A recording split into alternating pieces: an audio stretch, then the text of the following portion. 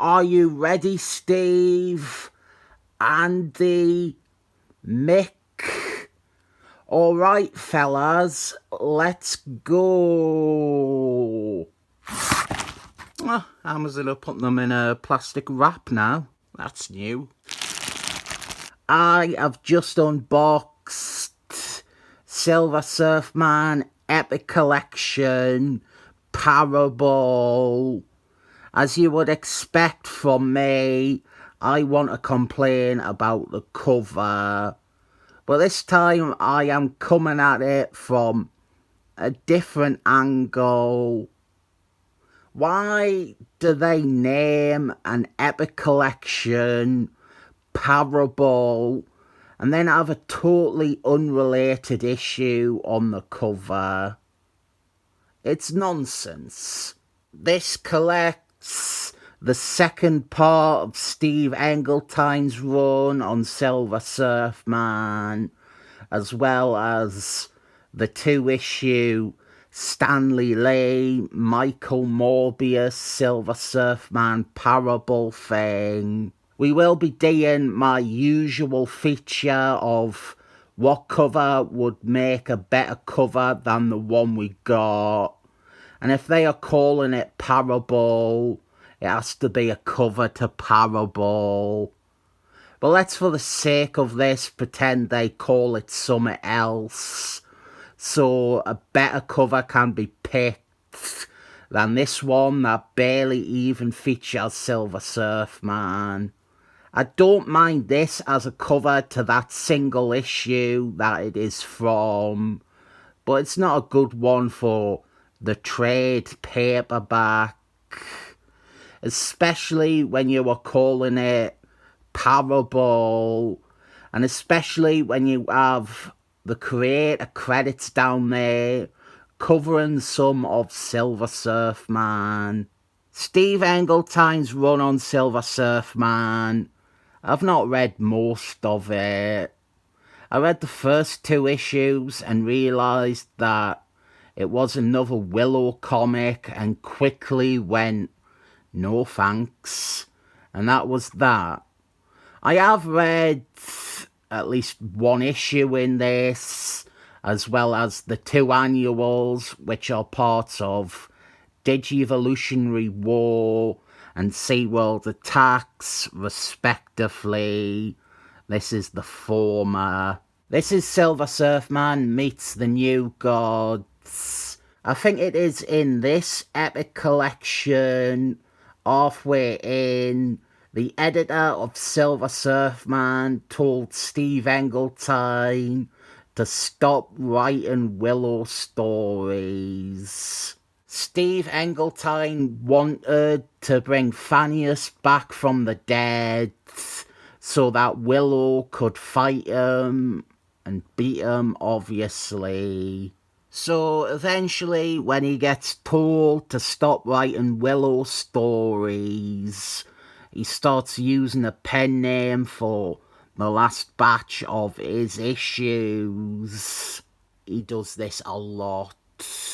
He has a dozen or so pen names. There's Steve Englehart, obviously.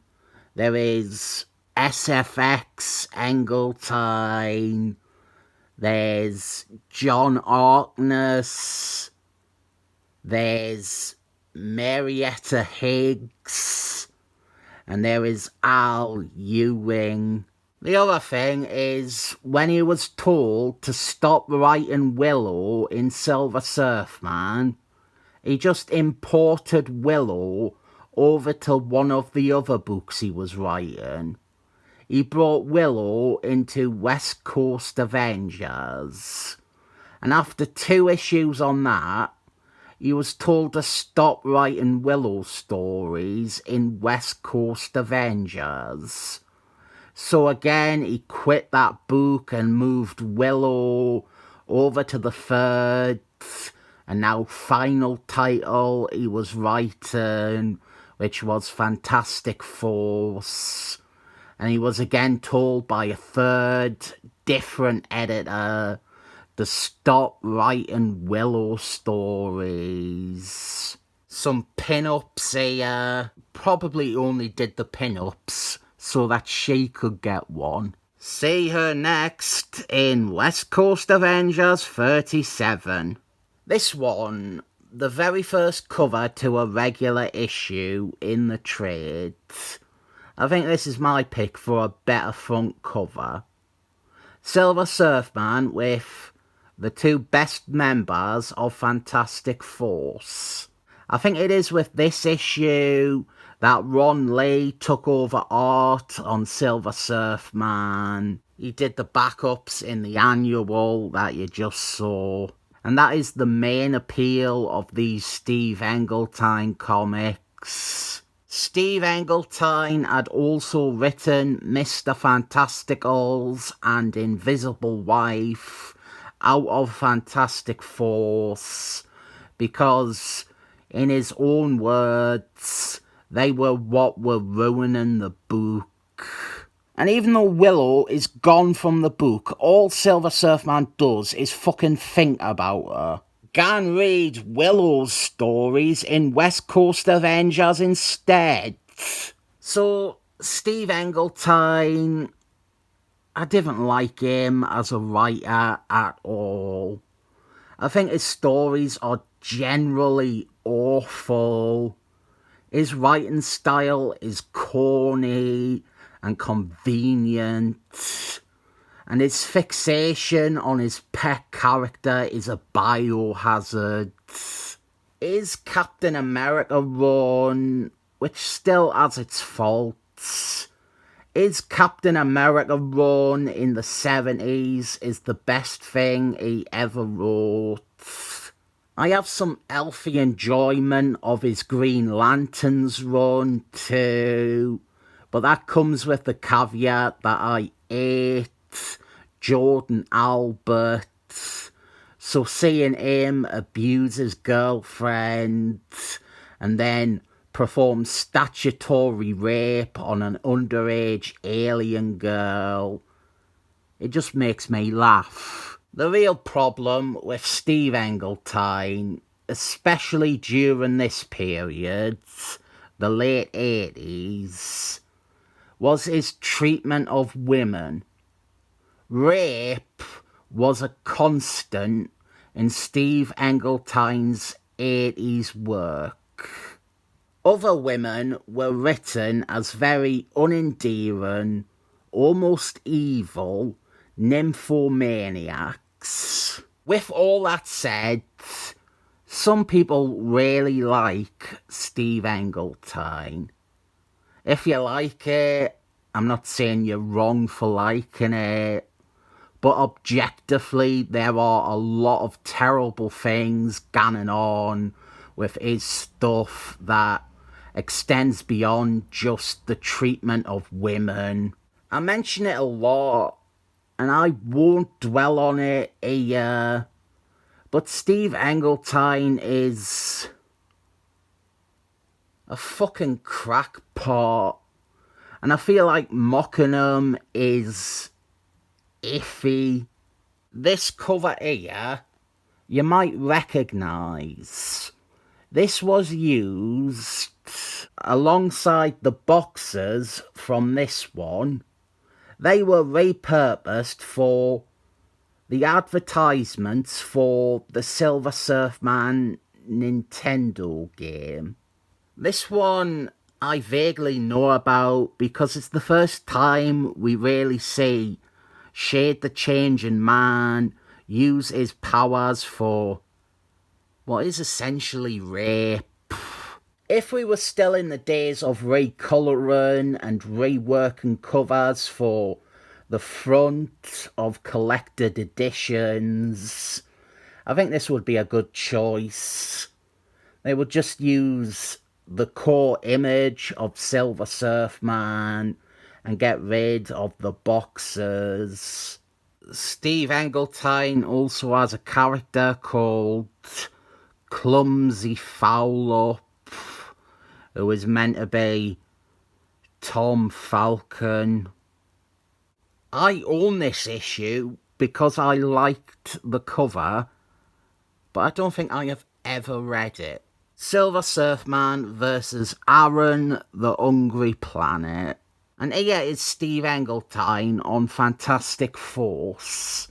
This can prove my point about him just taking Willow over to that title. It's shit. I have read it. It's in one of the Infernus hardcovers. It's just the Willow story again. As now to do with Fantastic Force. Just the same way it would have had now to do with West Coast Avengers or with Silver Surfman. One thing Steve Englehart did was he wrote Iris West out of the book so that there would be an open spot on the team for Willow to join, but then he got told to stop doing Willow stories before she really joined. I almost missed it, but that Fantastic Force issue is SFX Englehart. I've been forgetting to look at the credits for that. Silver Surfman 23, another SFX Englehart joint. I'm not going to go back and look for the ones we've missed. Silver Surfman Annual 2, and I have reviewed this, and I know that it is, again, another SFX Englehart issue. They credit Steve Englehart on the contents, but in the stories themselves, it is SFX Englehart. The story behind that name is stupid as well. He thinks that it's somehow meta-commentary, and that special effects is a criticism of Marvel Comics. I have reviewed this one, so I won't go over it here, except for the sexy woman. And to say how out of character Silver Surfman acts at the end, just because Steve Englehart has no interest in the crossover, and only has Silver Surfman thinking about and caring about Willow and what Willow is up to. There she is again. We have a graphic novel here that I have never read. It is by Stanley Lee and Sal Buscema. That is John Buscema's brother. Not sure why I haven't read this. Great art, obviously. It looks like it is all splash pages, which might be a bit annoying. Great art, obviously. I kind of want to just read this now. I just realised this doesn't have the one issue that I have read. The one where he fights Ronan Reigns. It's Morbin time. This is Parable here. I've not read it. It's meant to be good, but I don't know how much of that is because it's Michael Moebius art.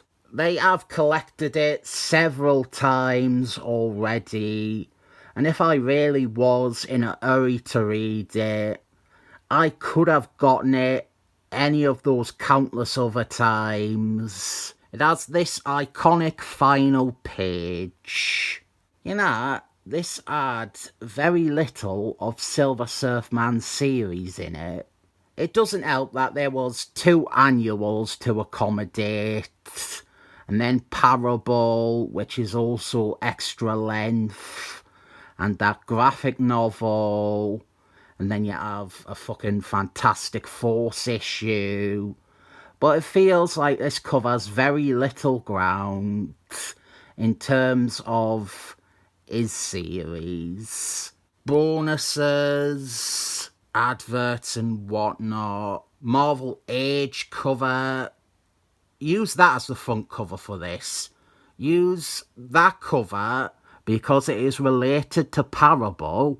Use that on the front of this, and then it isn't just the same cover that they had for all the other reprints of Parable. A lot of Marvel Age stuff related to Parable. Loads of behind the scenes stuff about it. I'm not getting into this. I'm just showing that there's a lot of it. 2 other covers for reprints of Parable that they could have used here. And there's some other art. The art on the back isn't even to do with Parable. Whatever. 7 thumbs up.